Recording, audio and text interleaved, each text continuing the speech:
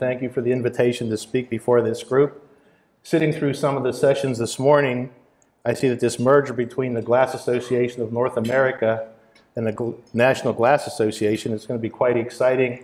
And I think there are some opportunities to present themselves with that merger, which are going to connect with some of the things I'm going to discuss this morning. I'm going to talk about interaction between the International Window Cleaning Association in the form of its glass committee and what at that point in history was the Glass Association of North America.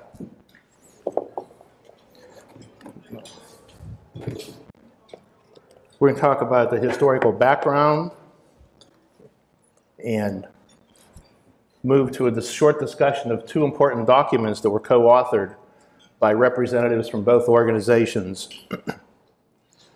Another area which you may find interesting, there is common ground, common interest between window cleaners and members of the Glass Association, National Glass Association.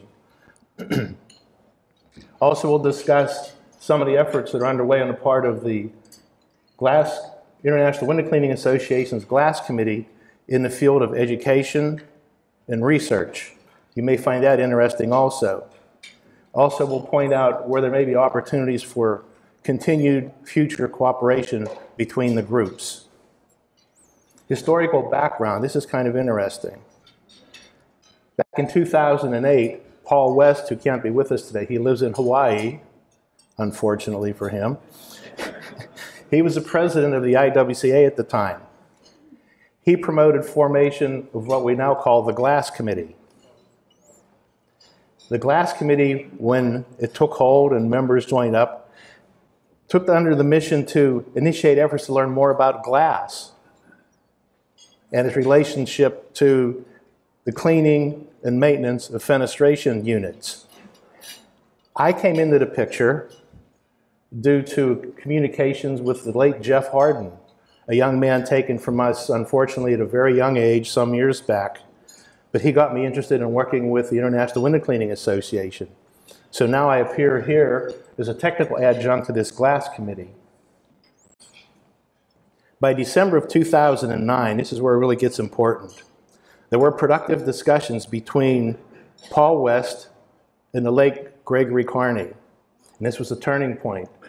These two men had the vision to set aside differences and focus on common interests and move forward, and they moved forward in a manner that yielded several important positive outcomes, which I will discuss in a few moments. Gregory did do a presentation at an International Window Cleaning convention one year. It's so long ago, I forget what year it was. But I had the opportunity and the pleasure of meeting him on two occasions, a very engaging young man, and again, another person taken away from us too soon. These days, Paul West and Irmela continue the discussion and maintain the communication links between the glass folks and the Window Cleaning Association. Before the end of 2010, the first of a jointly authored glass information bulletin makes its appearance, entitled The Construction Site Protection and Maintenance of Architectural Glass. We'll come back to this topic area in a few minutes and point out why that is so important. This represented the first milestone in the cooperative effort, something positive. In 2012, we were invited to present a seminar at a Glass Association meeting in Chicago. So again, you see the trend that there was cooperation developing between the two organizations. By 2016, the second Glass Information Bulletin made its appearance. This one dealt with the proper procedures for cleaning architectural glass products. Cleaning glass, in many circumstances, is not a trivial task. It's not what your grandmother used to do. You don't get out the newspaper and the vinegar and start rub-a-dubbing a glass surface and expect to get positive results. Those days are behind us. And again, Paul, West, and Irmela continue the positive communication links. So here are the two bulletins and their titles that were produced. We're going to take a look at each one of them.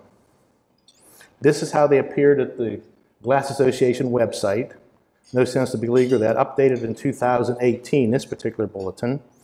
And there was the other one. And today, current website, these are the listings and the codes. I don't know if you can see that very well, but when there's an updated website in the works, which is easier to navigate, you can forget about this and wait till a new website arrives. Let's take a brief review and take a look at some of the things considered in these bulletins.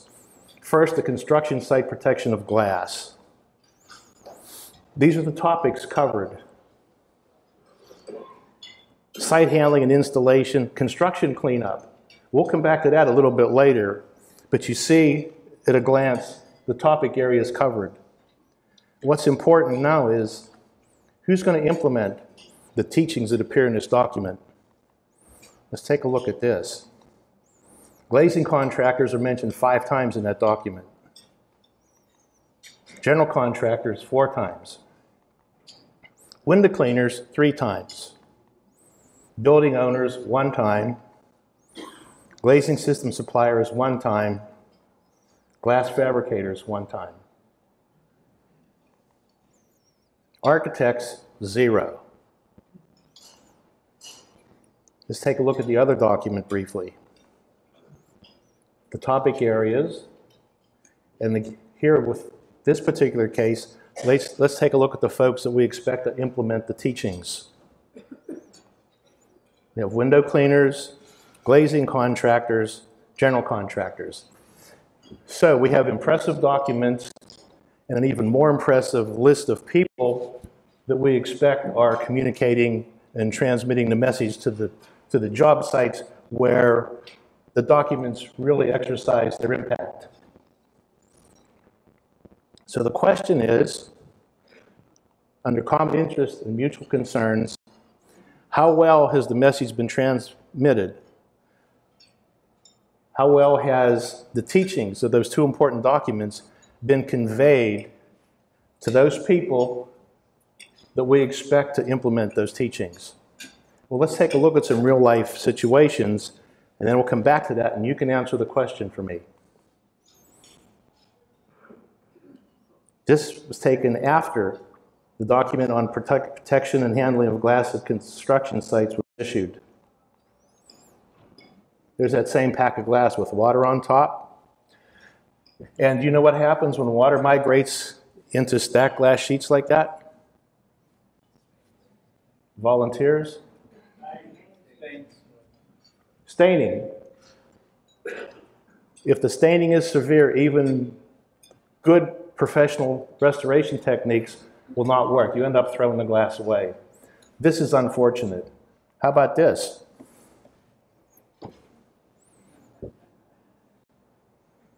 You see that happen very often? There's more material than I have time to present here.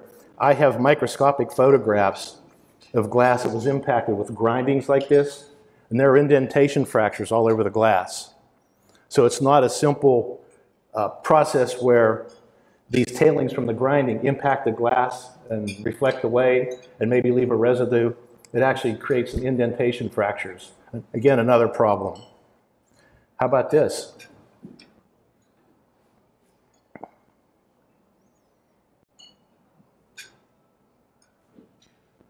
Is this something you encounter from time to time? How about this? I read a comment from a well-known window cleaner from the East Coast, and he had heard in this statement he made that you have to remove this within 24 hours or you have a problem. Well, let me tell you something. You have a problem as soon as that mortar or concrete makes contact with the glass, because what does it bring with it? The aggregate material that's in either the mortar or the concrete. So the 24-hour period, that's conventional wisdom, and part of the program today will challenge some elements of conventional wisdom. This simply can't be allowed to happen in the first place. Another example. Here, the people took care of their equipment and covered it with plastic and didn't take care about the windows. These photos I took at a building in western Pennsylvania. This was interesting. A lady who owns a window cleaning business invited me to visit the site with her. We went around, I looked at the windows with her.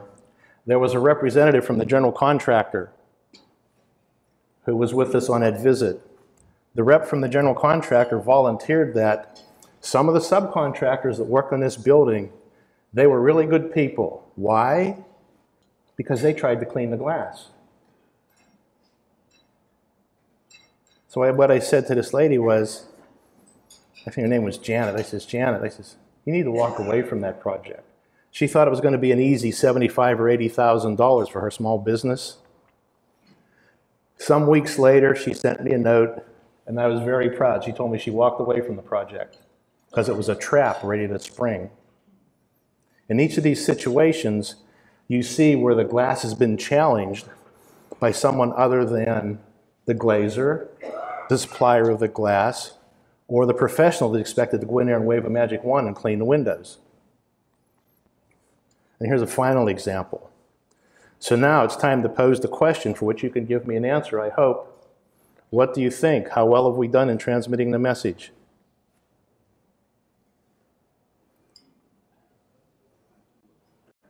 Any views on that particular question? Or is it too obvious to even ask? So, while we've made some important strides forward with documentation, the teachings in that documentation need to be disseminated more widely and in a convincing fashion. So that's the challenge. There are too many jobs in the world, too many cleaning jobs, that require what we call non-conventional window cleaning. And that was one of the key aspects of the document on the proper procedures of cleaning glass at construction sites. The cleaning is divided between conventional and non-conventional cleaning. Non-conventional cleaning comes with risks. So here's the question. What do we need to do to improve the educational effort and achieve success? What do we do to eliminate those situations that still occur where glass products are compromised shortly after they're installed in a structure? I mean, do you want to build your business based on replacing damaged glass? I mean, is that something you find acceptable? Stay tuned for our next episode of AWC TV by following us on YouTube, Facebook, or our website, awcmag.com.